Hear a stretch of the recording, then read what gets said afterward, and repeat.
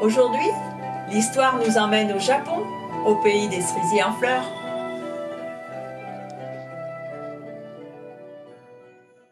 Cric, crac, l'histoire va sortir du bouteille.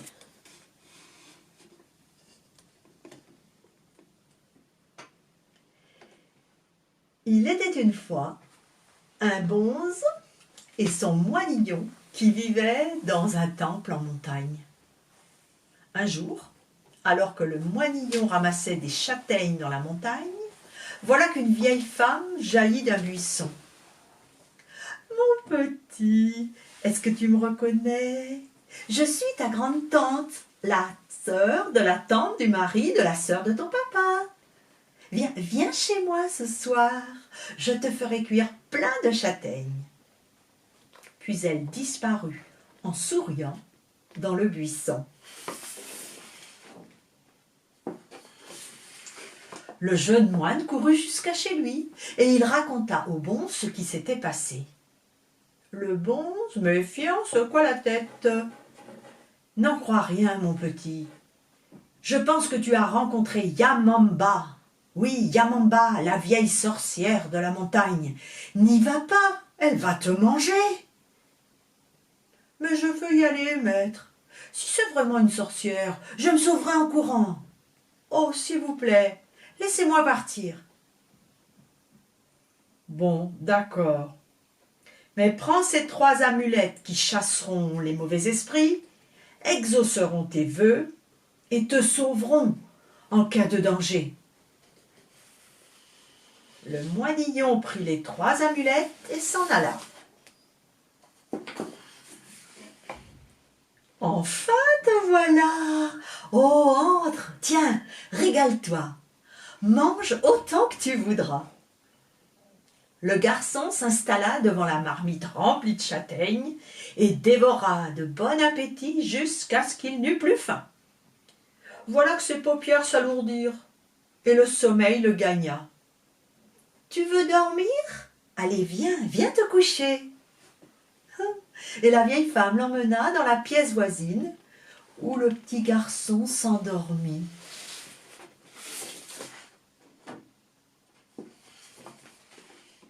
Il se réveilla soudain au milieu de la nuit. Il s'était mis à pleuvoir et il entendit la pluie chantonner. Plic-plac-ploc, plic-plac-ploc, attention mon petit pote. Plic-plac-ploc, plic-plac-ploc, attention mon petit pote. Terrifié, il se leva sans faire de bruit. Et en jetant un regard craintif, il quitta le foyer. La vieille, qu'il avait trouvée gentille dans la journée, était en train de filer la laine au rouet près du foyer.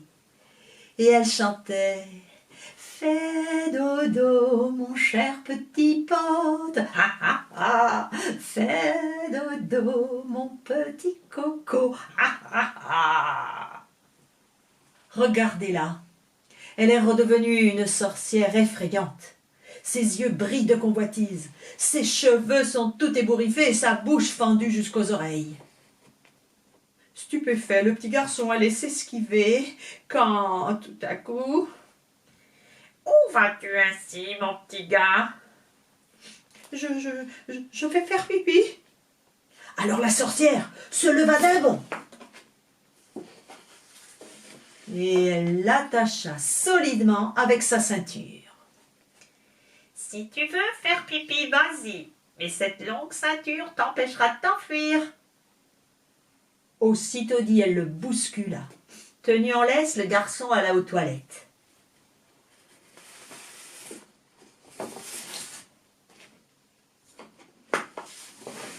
Une fois entré, il dénoua la ceinture pour l'attacher à un pilier.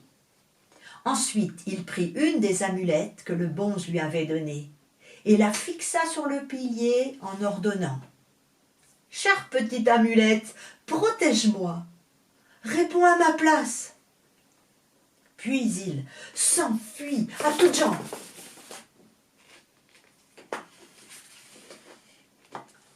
La sorcière, lasse d'attendre, tira vigoureusement sur la ceinture, et tire, et tire, et tire que je te tire. Alors, ça vient? Non, pas encore, répondit l'amulette. La sorcière hurla. Alors, ça vient? Non, pas encore. Alors, ça vient? Non, pas encore. Quoi? Qu'est-ce que tu fais? C'est trop long, viens tout de suite, sale môme! Et tirant de toutes ses forces, elle arracha le pilier. Ah, le gosse, il s'est enfui! Folle de rage, Yamamba se mit à courir en faisant des bonds. Attends que je t'attrape! Le gamin eut beau courir, la sorcière était plus rapide que lui. Attends que je t'attrape! Et juste au moment où elle allait l'attraper, le moinillon sortit sa deuxième amulette et la jeta derrière lui. « Chère petite amulette, change-toi en fleuve !» Et splatch!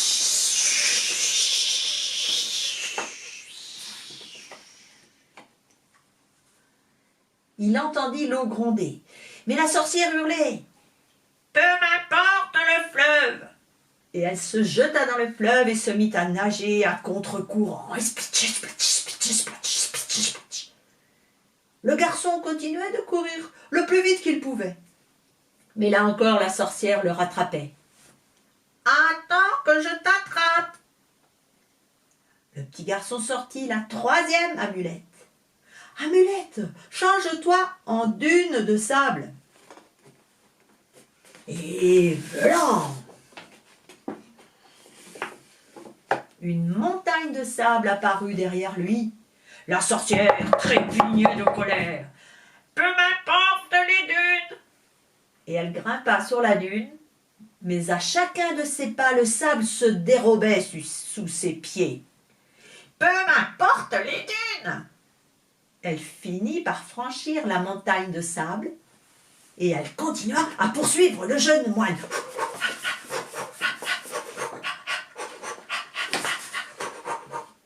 Celui-ci arriva enfin à la porte de son temple. Il frappe la porte à grands coups. « Maître, s'il vous plaît, laissez-moi entrer. La sorcière me poursuit. » La sorcière? Je te l'avais bien dit, n'est-ce pas? Vite, vite, la sorcière, elle est là. Attends, je dois mettre ma culotte. Vite, vite, vite, vite. Attends, je dois aussi mettre mon kimono. Maître, s'il vous plaît. Le bonze ouvrit enfin la porte et cacha son apprenti dans un placard.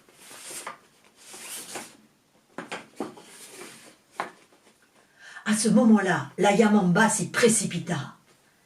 Hé, le vieux, où est le gosse?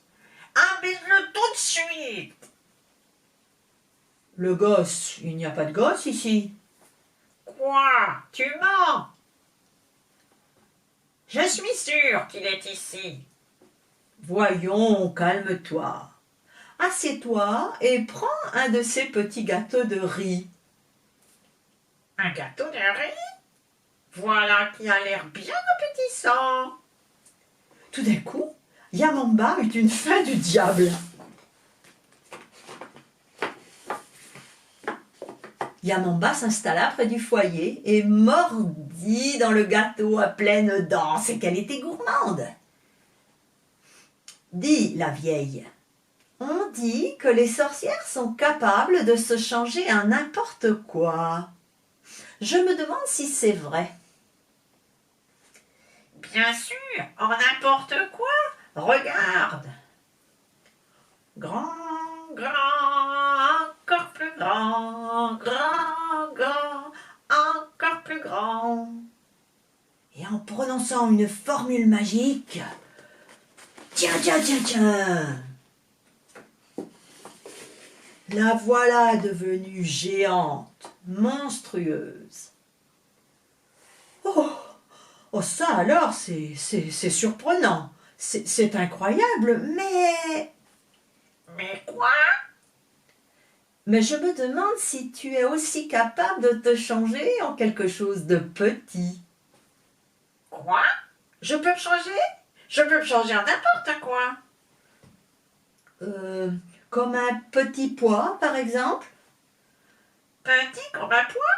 Certainement. Et regarde. Elle prononça une deuxième formule magique. Petit, petit, encore petit, petit, petit, toujours plus petit.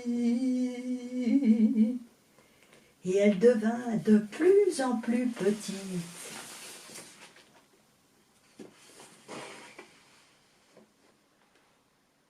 Pour se transformer en petit pois.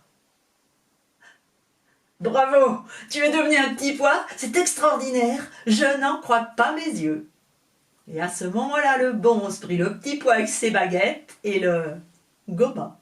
Gobi, goba, gobi, gobi, goba. Gobi, goba, gobi, gobi, goba. Goba, gobi, gobi, goba. C'était délicieux. Et c'est ainsi que finit le conte folklorique japonais Yamamba ou comment gober une sorcière. Cric.